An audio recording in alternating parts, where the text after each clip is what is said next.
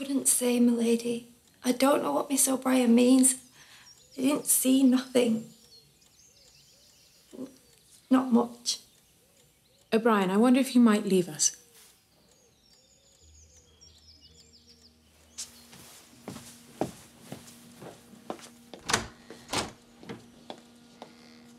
Now, it's Daisy, isn't it? Yes, m'lady.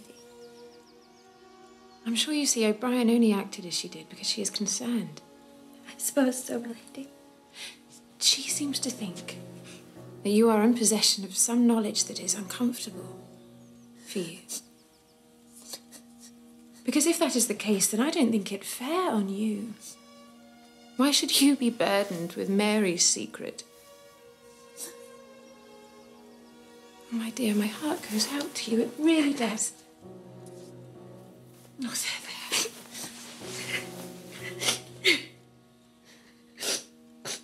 You've been carrying too heavy a burden for too long. Just tell me, and I promise you'll feel better.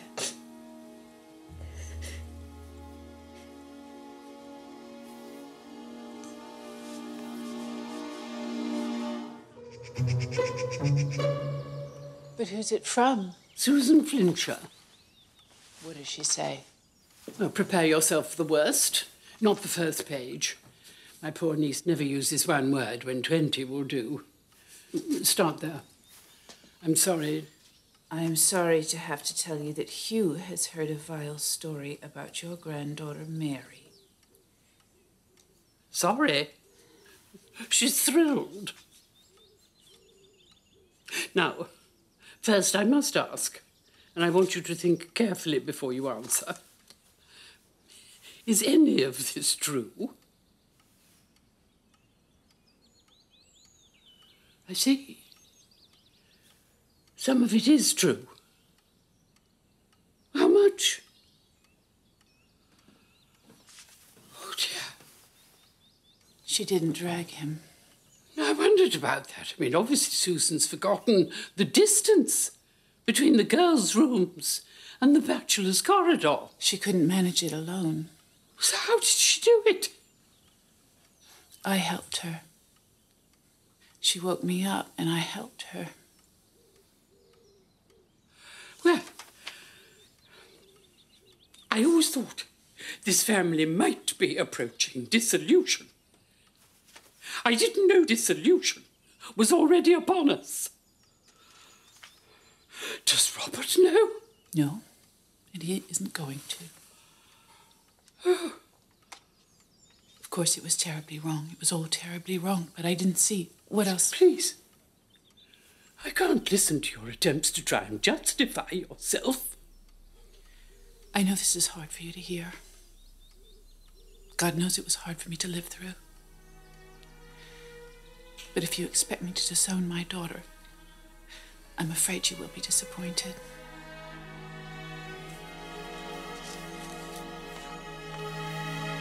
Good day.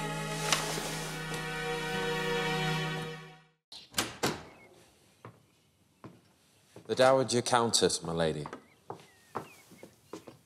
Good afternoon, my dear. Good afternoon. There's no need to be so prim. I come in peace. Shall I sit here?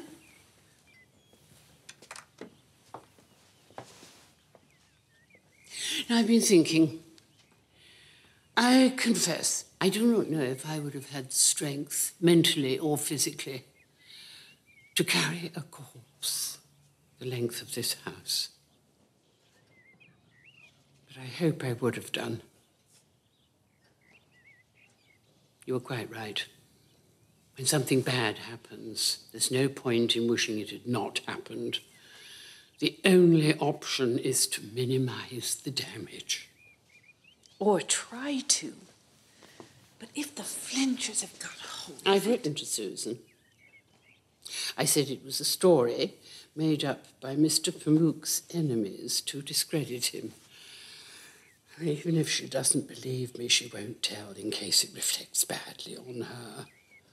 The ambassador is dangerous. But then How many people rarely go to the Turkish Embassy? It only takes one. Well, I mean, it just can't be helped. We can't have him assassinated, I suppose. Robert still doesn't suspect.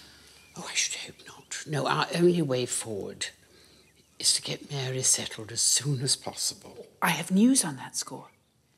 Matthew has proposed. My. Has she said yes? She hasn't said anything yet, except that she's going to have to tell him about Pamuk. For heaven's sake, why? She thinks to keep it secret would be dishonorable. She reads too many novels. I mean, one way or another, everyone goes down the aisle with half the story hidden. The question is, will she accept Matthew? I'm not sure. Well, if she doesn't, we'll just have to take her abroad. In these moments, you can normally find an Italian who isn't too picky. We'll give her till the start of the grouse. Very well. If she turns Matthew down, we'll take her to Rome in the autumn. It's official. Thank you for not turning against her. I know that you have rules, and when people break them, you find it hard to forgive. I understand that, and I respect it. In this case, Mary has the trump card. What? Mary is family.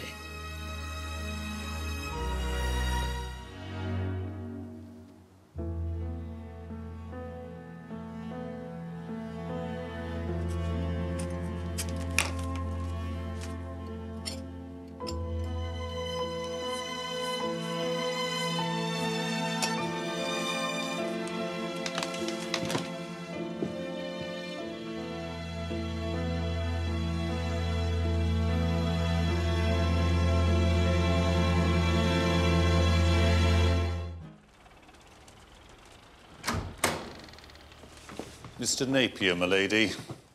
What a surprise. I'm afraid you've just missed my aunt. I know. I watched her leave. How are your wedding plans going? Not very well. In fact, we've decided to call it off. Really?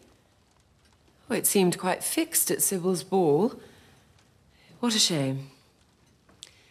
Please. It'll be better in the long run. Perhaps. I know what high hopes you have of the institution. The thing is, Lady Mary, I'm here today because I needed to tell you something face to face before you went to the country. Face to face? Gracious me. I've recently heard gossip about the time when I came to Downton with Kemal Pamuk. Gossip that I believe has made life difficult for you. I've also heard it said that I am the source of these stories. It is very important to me that you should know that I am not.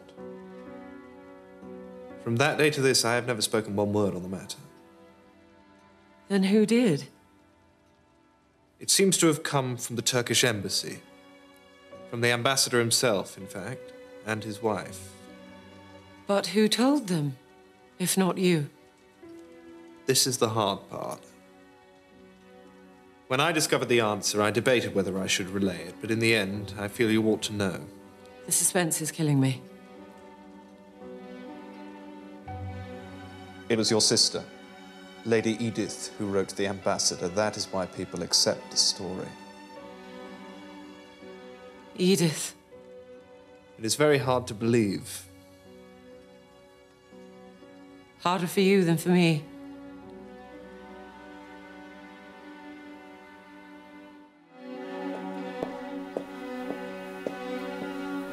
Is it true you wrote to the Turkish ambassador about Kemal? Who told you? Someone who knows that you did. Then why are you asking? Because I wanted to give you one last chance to deny it. And what if I did? He had a right to know how his countrymen died. In the arms of a slut